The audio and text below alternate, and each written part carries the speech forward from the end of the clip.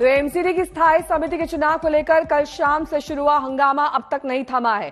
कल शाम 6:10 में चुनाव की प्रक्रिया शुरू हुई और करीब 27 घंटे हो चुके हैं, लेकिन चुनाव प्रक्रिया पूरी नहीं हो पाई है। खास बात यह है कि एमसीडी सदन की कार्रवाई रुक रुक कर पूरी रात चलती रही। आधे घंटे बाद दोबारा सदन की कार्रवाई शुरू होगी। पूरी रात एमसीडी सदन में जंग के मैदान जैसा नजारा दिखाई दिया। बीजेपी और आप पार्षदों के बीच हाथापाई जैसी स्थिति भी आई। एक दूसरे पर बोतलें फेंकी गई, नारेबाजी हुई। बीजेपी पार्षदों ने सदन में हनुमान चालीसा का पाठ भी किया।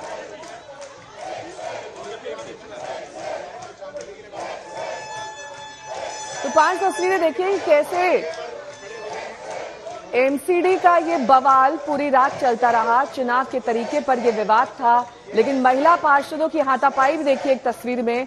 सदन में नारेबाजी भी हुई। जो कुछ नहीं देखा था कभी किसी ने, वो सब कुछ सदन में दिखाई दिया। पार्षद सो गए। आज सुबह का नाश्ता भी उन्हें सर्व किया गया, लेकिन नारेबाजी और लड़ाई के बीच अब तक ये चुनाव पूर्ण नहीं हो पाया है।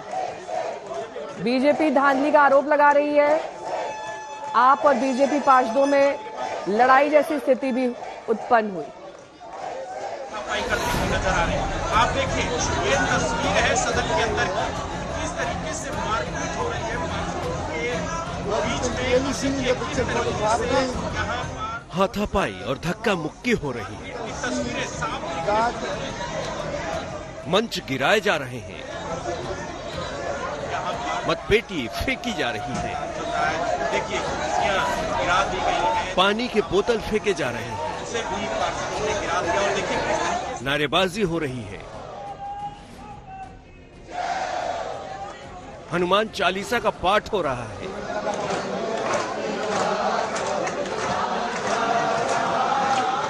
और फिर थक कर कुछ पार्षद खर्राटे ले रहे हैं।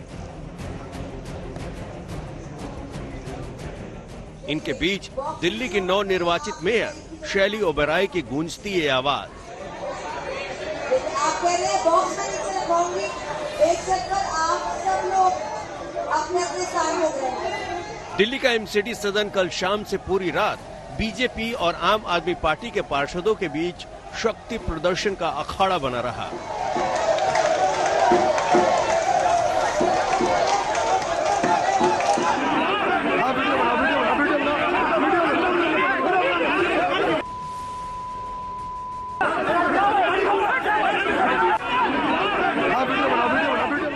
पूरी रात रुक रुक कर हंगामा चलता रहा। बीजेपी और आम आदमी पार्टी के पार्षदों के बीच धक्का मुक्की और हाथापाई होती रही।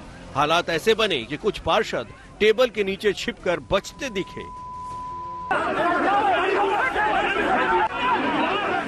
कई माननीय इस लड़ाई में खुलकर हाथ आजमाते दिखे। आप नेता आतिशी अपने पार्षदों को रोकती नजर आई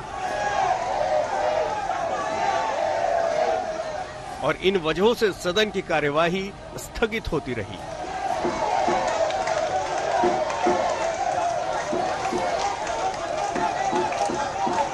देखिए, house is adjourn for 15 minutes again. 15 minute के लिए बैठक स्थगित की जाती है।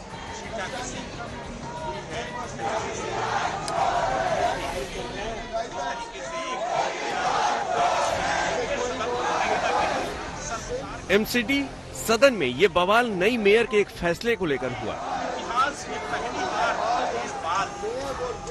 स्टैंडिंग कमेटी का चुनाव शुरू हुआ तो पहले उन्होंने मोबाइल ले जाने की मंजूरी दे दी, फिर रोक लगा दी। तब तक कुछ पार्षद वोट डाल चुके थे। इस पर बीजेपी ने मांग कर दी कि पुरानी व्यवस्था में जो वोट डल चुके हैं उन्हें निरस्त कर नए सिरे से वोटिंग कराई जाए, लेकिन मेयर नहीं मानी। जो चुनाव हुआ अभी तक हमारे मुताबिक वो सही नहीं है, वैलिड नहीं है, वैध नहीं है। जो आप बार बार कह रहे हैं पहले दोबारा से शुरू किया जाए री इलेक्शन, मुझे कोई लीगल रीजन नजर नहीं आ रहा उसमें, तो इसीलिए हम वहीं से वोटिंग स्टार्ट करेंगे। हंगामे और नोकझोंक के बीच सुबह हो गई, लेकिन इस बवाल वाली सियासत की सुबह कब होगी से भी पार्षदों ने गिरा दिया। और देखिए किस तरीके से लोकतंत्र की ऐसी तस्वीर कब बदलेगी?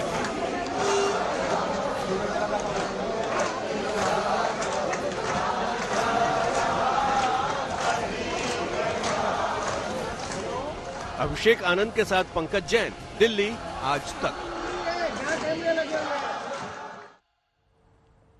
तो दोनों तरफ से जमकर आरोप प्रत्यारोप का सिलसिला चला। बीजेपी का यह कहना है कि हंगामा आपने शुरू किया, जबकि आपका यह कहना है कि हंगामे का गुनहगार बीजेपी है। ये जिस प्रकार से सर्वोच्च न्यायालय के आदेश के बावजूद आज भारतीय जनता पार्टी के पार्षदों ने खुलेआम हमारी महिला मेयर के साथ मारपीट करने की कोशिश की, सदन के अंदर पूरा हंगामा किया, मारपीट की, गुंडागर्दी की, ये इस बात को दिखाता है कि ना ये लोकतंत्र मानते हैं, संविधान मानते हैं, ना तो सर्वोच्च न्यायालय को मानते हैं। भारतीय जनता पार्टी सिर्फ गुंडागर्दी को मानती है, तानाशाही को मानती है। उसके बाद सदन में जो मारपीट का मामला है उसकी भी पूरी जांच होनी चाहिए, क्योंकि उसका सबसे बड़ा कारण क्या है कि जिस तरह से केजरीवाल जी के इशारे पर उनके एक मेंबर देवेंद्र कुमार ने भारतीय जनता पार्टी के सदस्य को चाटा मारा और जानबूझकर माहौल खराब करने के लिए वहां पर, जिससे कि विवाद हो। जिस प्रकार से खुला उल्लंघन किया गया संविधान का पहला असूल है इनका एमसीडी का कि सीक्रेसी मेंटेन की जाए। आपने अलाउ कैसे किया मोबाइल फोन ले जाने के लिए, और वो लोग वहां पे वोट डालते हुए अपनी सेल्फी ले रहे हैं और वो फोटो खींच के अपने बॉसेस को भेज रहे हैं कि हमने किसको वोट डाला। हर वोटर अपने साथ मोबाइल ले जा सकता है, इसके अंदर कोई ऐसी बात नहीं है कि ये वर्जित है। अब तक जितने भी स्टैंडिंग कमेटी के मेयर के चुनाव होते थे एमसीडी में, आप उसमें पता कर लीजिएगा, वहां पे कभी ऐसा नहीं कहा गया कि मोबाइल ले जाएंगे नहीं ले जाएंगे, इसके ऊपर कोई क्वेश्चन नहीं था। ये एक जबरदस्ती की कोशिश भारतीय जनता पार्टी ने की, मेयर साहिबा ने मान ली, उसके बावजूद वो ये मानते हैं कि अब चुनाव जो है शुरू से कराया जाए। अक्षय डोंगरे मेरे सहयोगी इस वक्त तमाम जानकारी के साथ जुड़ रहे हैं। अक्षय, ये जो आरोप मोबाइल को लेकर लग रहा है, नियम क्या कहते हैं? मोबाइल अंदर अलाउड है, नहीं अलाउड है, क्या है नियम कायदे? नेहा, अभी ठीक आधा घंटा पहले शैली ओबरॉय जो कि मेयर है दिल्ली एमसीडी की, वो खुद अभी आई थी, स्टेज पर बैठी, उन्होंने कहा कि कार्रवाई शुरू की जाए और एक बात कही कि उन्होंने वकीलों के साथ इस बारे में डिस्कशन किया है और कानूनी तौर पर मोबाइल ले जाना अलाउड है। किसी भी तरह से किसी रूल का उल्लंघन मोबाइल ले जाने से नहीं होता है। ये कहकर उन्होंने ये कहा कि जो सदन की कार्यवाही है उसे दोबारा शुरू किया जाए। 55 वोट डाले जा चुके हैं और उन्होंने कहा कि 56वां वोट डाला जाए। इसी बात को लेकर बीजेपी के जो काउंसिलर है वो वेल में दोबारा उतर आए, वो बीच में आ गए, उन्होंने नारेबाजी शुरू की और नारा ये लगाया कि वोट डलेगी 1 से, जिसका मतलब है कि पहले वोट से शुरू किया जाए, जो 55 वोट डले गए उन्हें हटाया जाए और दोबारा से कार्यवाही शुरू की जाए। आप देख सकते हैं अभी भी यहाँ पर सदन में काउंसिलर सो रहे हैं, बैठे हुए हैं। ज्यादातर बीजेपी के काउंसिलर अभी बाहर गए हुए हैं, 1 घंटे के लिए सदन को स्थगित किया गया है। तो कार्यवाही अभी बीच में रोक दी गई है क्योंकि अमित नागपाल एक काउंसिलर है जो 56वें नंबर पर है। जब उन्हें वोट डालने के लिए बुलाया गया तो वो गए, उन्होंने बैलेट पेपर उठाया और सारे बैलेट पेपर फेंक दिए। अब बता दें अपने दर्शकों को कि अमित नागपाल भारतीय जनता पार्टी से है और इसीलिए उन्होंने बैलेट पेपर को फेंका क्योंकि बीजेपी अपोज कर रही है कि जो चुनाव जो चल रहे हैं उनको स्थगित करके दोबारा से शुरू किया जाए और पहले वोट से वोटिंग दोबारा की जाए। इसी बात पर शैली ओबरॉय ये साफ कर चुकी है कि वोटिंग दोबारा से शुरू नहीं होगी, जहां तक हो चुकी है उसके आगे चलेगी, यानी कि 56वां वोट ही डाला जाएगा और मोबाइल फोन अलाउड होंगे। उन्होंने कहा है कि वकीलों से उन्होंने बात कर ली और कानूनी कोई समस्या इसमें नहीं है और उनका कहना यही है कि Bharatiya Janata party cross voting करवाने के चक्कर में मोबाइल फोन ले जाने की अनुमति नहीं दे रही है, जबकि बीजेपी का ये कहना है कि सीक्रेसी मेंटेन की जाए और किसी को पता नहीं चलना चाहिए कि किस काउंसिलर ने किसको वोट दिया। अब एंटी डिफेक्शन लॉ की अगर बात की जाए तो वो एमसीडी चुनावों में लागू नहीं होती है और अगर मेजोरिटी की बात की जाए तो आम आदमी पार्टी के पास है। ऐसे में अगर स्टैंडिंग कमेटी में मेजोरिटी बीजेपी को चाहिए तो उनकी एक उम्मीद जो है वो सिर्फ और सिर्फ क्रॉस वोटिंग है कि अगर आम आदमी पार्टी के पार्षद बीजेपी के मेंबर जो खड़े हो रहे हैं स्टैंडिंग कमेटी के लिए उनको अगर वोट दे दे तो कोई चांस है कि बीजेपी स्टैंडिंग कमेटी में मेजोरिटी मेजोरिटी ला पाएगी, वरना आम आदमी पार्टी की मेजोरिटी है ही। तो ऐसे में अब एमसीडी पूरी तरह से बीजेपी के हाथ से निकल जाएगा, ये आम आदमी पार्टी का कहना है। नेहा, लेकिन जिस तरीके से पूरी रात ये बवाल चला, कोई सदन के अंदर सो रहा है, कोई जूते चप्पल फेंक रहा है, कोई एक दूसरे पर नारेबाजी कर रहा है, ये पूरा का पूरा माहौल जो कल रात से अभी सुबह तक जारी है, दरअसल ये दर्शाता है कि किस तरीके से ये आर पार की जंग अब जनता तक पहुंच चुकी है। ये जो आचरण है यहां पर तमाम पार्षदों का, ये अब खुला हो चुका है। बिल्कुल ठीक कहा आपने नेहा। 15,000 करोड़ का बजट होता है एमसीडी का, और हर साल का बजट बता रहा हूं मैं, 15,000 करोड़। पूरी दिल्ली की जो सिविक व्यवस्था है उसका कार्यभार इन सभी काउंसिलर्स के ऊपर होगा। और सवाल यही है कि अगर ये आपस में ही एक वोटिंग को लेकर अगर नियम कानूनों के ऊपर इस तरह लड़ रहे हैं कि जंगली लोगों की तरह बोतलें फेंक रहे हैं, आधे खाए हुए सेब फेंक रहे हैं, जो चीज हाथ में आ रही है उसको फेंका जा रहा है, तो ये लोग जनता के लिए काम क्या करेंगे? 15,000 करोड़ रुपए जो बजट होगा उसको कितना जनता तक पहुंचाएंगे? अगर ये आपस में ही अपना कंडक्ट ठीक नहीं कर पा रहे हैं, तो इसी बात को लेकर सवाल अब उठ रहे हैं। जनता ये भी पूछ रही है, क्योंकि अब ये वीडियोस जो यहाँ से आई है वो सभी वायरल हो रही है, कि लोग ये कह रहे हैं कि ये वो लोग हैं जिन्हें हमने वोट दिया, जिनके ऊपर हमने पूरे दिल्ली की कहीं ना कहीं जिम्मेदारी दी कि आप दिल्ली की सड़कें ठीक करेंगे, ड्रेनेज ठीक करेंगे, आप व्यवस्था ठीक करेंगे, लेकिन आप जब आपस में ही लड़ रहे हैं, सत्ता की भूख को लेकर जब आप आपस में ही मारपीट करने पर उतर आए हैं, तो आपसे क्या ही उम्मीद की जा सकती है नेहा। और सबसे बड़ी चिंता का विषय यही है कि ये जो काउंसिलर्स यहाँ पर बैठे हुए हैं, जिन्हें जनता ने वोट दिया है, वो यहाँ पर सत्ता को लेकर इस कदर उतर आए हैं कि आपस में मारपीट कर रहे हैं, यहीं पर सो रहे हैं, कोई बोतल फेंक रहा है, इस तरह का कंडक्ट अपने दर्शकों को भी दिखा देते हैं कि कल देर शाम से जिस तरीके का बवाल हो रहा है, आरोप प्रत्यारोप का दौर चल रहा है, वो दरअसल सदन के भीतर किस तरीके से हुआ, देखिए। आप बायस हैं, इसलिए आप डिसीजन ले रही हैं, क्योंकि आप जिद पे अड़ गई हैं। आप भी एक जिद पे अड़ गई हैं कि हम दोबारा नहीं कराएंगे, वरना ऐसा कुछ बड़ी बात नहीं है। आप और दिन रख लीजिए। देखिए, आप लोगों ने मोबाइल फोन पर ऑब्जेक्शन उठाया, उस पर हाउस पर निष्पक्ष तरीके से मैंने आपसे उस बात को माना। अब देखिए, आप ऐसा कुछ नहीं हुआ जी। नहीं, देखिए मुझे ये बताएं, लीगल रीजन दे दीजिए। जी, लीगल रीजन दे रही हूँ, टेक्निकल लीगल रीजन दे रही हूँ। आप मुझे ये बताएं कि आज इसकी जिद क्या है कि ये इलेक्शन आज ही इसी तरह से होना है। आप कोई एक डेट और दे दें, नए आप पर्चे छपवा लें, बैलेट, और इलेक्शन करा दें। आप बायस हैं, इसलिए ऐसा डिसीजन ले रही हैं, क्योंकि आप जिद पे अड़ गई हैं। आप भी एक जिद पे अड़ गई हैं कि हम दोबारा नहीं कराएंगे, वरना ऐसा कुछ बड़ी बात नहीं है। आप और दिन रख लीजिए। देखिए, आप लोगों ने मोबाइल फोन पर ऑब्जेक्शन उठाया, उस पर हाउस पर निष्पक्ष तरीके से मैंने आपसे उस बात को माना। अब देखिए, आप ऐसा कुछ नहीं हुआ जी। नहीं, देखिए मुझे ये बताएं, लीगल रीजन दे दीजिए। जी, लीगल रीजन दे रही हूँ, टेक्निकल लीगल रीजन दे रही हूँ। आप मुझे ये बताएं कि आज इसकी जिद क्या है कि ये इलेक्शन आज ही इसी तरह से होना है। तो सदन में पार्षदों का आचरण आपने देख लिया, किस तरीके से आरोप एक दूसरे पर लगाए गए। क्या कुछ पार्षद कह रहे हैं आप और बीजेपी की, ये भी सुन लीजिए। बैलेट की आपको मोबाइल अलाउ मत करिए, जैसा कि आपने मेयर और डिप्टी मेयर के इलेक्शन में खुद किया था। आपको लगता है कि जब तक आपकी मांग नहीं मानी जाएगी, बिल्कुल पूरी तो इसलिए क्योंकि डिप्टी मेयर और मेयर तो उनका ही बना है, तो तब तो मोबाइल और वो सब कुछ अलाउड था। स्टैंडिंग क्योंकि हमारी बनने जा रही है, कर रहे हैं, इनको सीक्रेसी ऑफ वोट को लेकर चलना पड़ेगा। वोटिंग दोबारा होगी। मतलब आप लोग कोर्ट का रास्ता लेंगे? बिल्कुल लेंगे जी।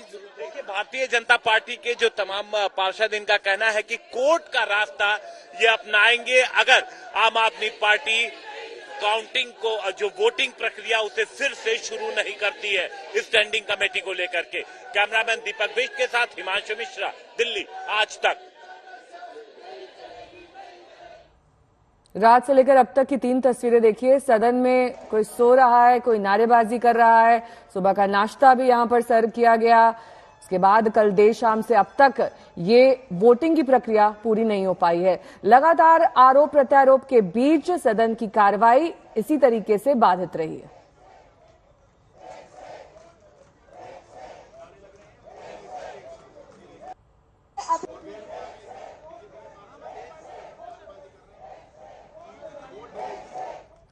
वहीं आप सांसद संजय सिंह ने पूरे बवाल को लेकर आधी रात को प्रेस कॉन्फ्रेंस की और बीजेपी पर गंभीर आरोप लगाए। फिर उन्होंने गीत गाकर विरोध दर्ज किया। रुके न जो, झुके न जो, दबे न जो, मिटे न जो, हम वो इनकलाब है, जुल्म का जवाब है, हर शहीद हर गरीब का हम ही तो ख्वाब है। रुके न जो, झुके न जो, दबे न जो, मिटे न जो, हम वो इनकलाब है, जुल्म का जवाब है, हर शहीद हर गरीब का हम ही तो ख्वाब है। रुके न जो, झुके न जो। आगे बढ़ेंगे, अगली खबर का रुख करेंगे। कबीरदास जी ने लिखा था, अति का भला ना बोलना, अति की भली ना चूप। यानी अति किसी चीज की भी सही नहीं होती है। क्या यही बात कुमार विश्वास भूल गए? कवि कुमार विश्वास ने आरएसएस के लोगों को अनपढ़ और वामपंथी लोगों को कुपढ़ कहकर बड़ा विवाद खड़ा कर दिया है। उज्जैन में कुमार विश्वास राम कथा सुनाने गए थे, लेकिन एक बड़ी विवाद कथा को जन्म देकर वापस लौट आए, जिसके बाद विरोध में कुमार विश्वास के कार्यक्रम के पोस्टर फाड़ दिए गए, माफी तक मांगनी पड़ी। लेकिन तब तक कुमार विश्वास के शब्दों को कसैला जहरीला तक प्रदर्शनकारी बताने लगे। मेहमान था, उन्होंने स्नेहवश। नाम है कुमार विश्वास और काम कविता लिखना पढ़ना। उज्जैन में राम कथा वाचन करने गए, लेकिन मर्यादा पुरुषोत्तम राम की कथा सुनाते सुनाते खुद मर्यादा लांघ गए, मर्यादाएं तोड़ दी और दूसरे की मर्यादा को तार तार करने के कटघरे में खड़े हो गए। कुमार विश्वास के खिलाफ प्रदर्शन हो रहा है। जहां हाथ जोड़े उज्जैन में राम कथा वाचन के हंसते हुए चेहरा कुमार विश्वास का लगा, वही पोस्टर फाड़ा जा रहा। ऐसा गुस्सा क्यों? इसीलिए कुमार विश्वास की कथा के उस हिस्से को ध्यान से सुनिए, जहां खुद को ज्यादा समझदार, खुद को बड़ा पढ़ा लिखा और राम कथा का बड़ा जानकार बताने के चक्कर में संभव है कि कुमार विश्वास फिसल गए और आरएसएस के लोगों को अनपढ़ और वामपंथियों को कुपढ़ बता दिया। आज से 4-5 साल पहले एक दिन बजट आने वाला था। मैं अपने घर में स्टूडियो पे खड़ा था, कुछ रिकॉर्डिंग कर रहा था। एक बच्चे ने मोबाइल ऑन कर दिया। वो बच्चा हमारे साथ काम करता है, संघ में काम करता है, राष्ट्रीय स्वयंसेवक संघ में। तो मुझसे बोला कि भैया बजट आ रहा है, कैसा आना चाहिए। मैंने कहा तुमने तो राम राज्य की सरकार बनाई है, तो राम राज्य का बजट आना चाहिए। तो बोला राम राज्य में कहां बजट होता था। तो मैंने कहा समस्या तुम्हारी यही है कि वामपंथी तो कुपढ़ है और तुम अनपढ़ हो। इस देश में दो ही लोगों का झगड़ा चल रहा है। एक वामपंथी है, वो कुपढ़ है, उन्होंने पढ़ा सब है लेकिन गलत पढ़ा है। और एक ये वाले हैं, इन्होंने पढ़ा ही नहीं है, ये सिर्फ बोलते हैं। हमारे वेदों में देखे नहीं है कैसे हैं। भाई पढ़ भी लो। बोले राम राज्य में काहे का बजट। व्यक्ति निर्माण की बात करने वाला देश का 100 साल का होने जा रहा संगठन राष्ट्रीय स्वयंसेवक संघ और उससे जुड़े लोग कुमार विश्वास की नजर में अनपढ़ हैं, जिनकी राम कथा के मंच से मिमिक्री करते हुए मजाक कुमार विश्वास उड़ाते हैं। मैंने कहा समस्या तुम्हारी यही है कि वामपंथी तो कुपढ़ है और तुम अनपढ़ हो। इस देश में दो ही लोगों का झगड़ा चल रहा है। एक वामपंथी है, वो कुपढ़ है, उन्होंने पढ़ा सब है लेकिन गलत पढ़ा है। और एक ये वाले हैं, इन्होंने पढ़ा ही नहीं है, ये सिर्फ बोलते हैं। हमारे वेदों में देखे नहीं है कैसे हैं। भाई पढ़ भी लो। बोले राम राज्य में काहे का बजट। तो राम ने कहा कि नाम में विश्वास जुड़ा हुआ है, लेकिन अति आत्मविश्वास की चपेट में शायद कुमार विश्वास आ गए, जो भूल गए कि यह मंच राम कथा का है, अपनी ज्ञान कथा का नहीं। तभी तो नाराज होकर हिंदू संगठन की तरफ से जो चिट्ठी लिखी गई उसे पढ़ लीजिए। लिखा गया है कि महाकाल की नगरी का हिंदू समाज आपके मुखार बिंदु से राम विषयक कुछ अलौकिक और श्रेयस्कर वाक्यों को सुनने की इच्छा से बड़ी संख्या में आया था, किंतु आपकी कलुषित और विषाक्त वाणी ने हिंदू समाज का अपमान किया है। पहले तो उस कुमार विश्वास की इतनी औकात नहीं है कि 100 साल पुराने संगठन पर वो कोई टिप्पणी कर सके। फिर भी कल उज्जैन में जो उसने अनर्गल टिप्पणी की है, हम उसका घोर विरोध करते हैं और चेतावनी देते हैं कि यदि वो इस बात को लेकर माफी नहीं मांगता है तो आज और कल जो उसका कार्यक्रम होने वाला है उस कार्यक्रम को होने नहीं देंगे। पूरे हिंदू समाज में इस बात को लेकर गहरा आक्रोश है। राम जो अपने पिता के दिए वचन को निभाने के लिए 14 साल बिना कुछ कहे वनवास चले गए, जिन्होंने अपनी दूसरी मां कैकेयी की गलत बातों को लेकर भी कभी सवाल नहीं उठाया, उन राम की कथा में कुमार विश्वास की बातों को अगर लोग कलुषित और जहरीली कह रहे हैं तो सोचना विश्वास को है, गलती कहाँ हुई है। मैं उज्जैनस्थ अपने सभी मित्रों से अनुरोध करता हूं कि वहां पर पहुंचें और मैं जो बोल रहा हूं उसका अर्थ आप उस तरह से लगाएं जो मैं बोल रहा हूं। यदि आप किसी नए अर्थ में उसे समझेंगे तो उसके लिए मैं जिम्मेदार नहीं हूं। तदुपरांत आपकी इस सामान्य बुद्धि में अगर ये प्रसंग किसी और तरीके से चला गया है तो उसके लिए मुझे माफ करें, क्षमा करें। शब्द पर गौर करिए, सामान्य बुद्धि। बीजेपी और आरएसएस के कई लोग विश्वास के इस माफीनामे में भी अहंकार का आसमान देख रहे हैं। कुमार विश्वास उन्हीं नेताओं की तरह सफाई दे रहे हैं जिनके बयानों पर खुद भी व्यंग लिखते, पढ़ते और तालियां बटोरते रहे। लेकिन अब आरएसएस और बीजेपी के नेता मानते हैं कि विश्वास व्यंग और अपमान के बीच की लकीर वाला बारीक फर्क भूल गए हैं।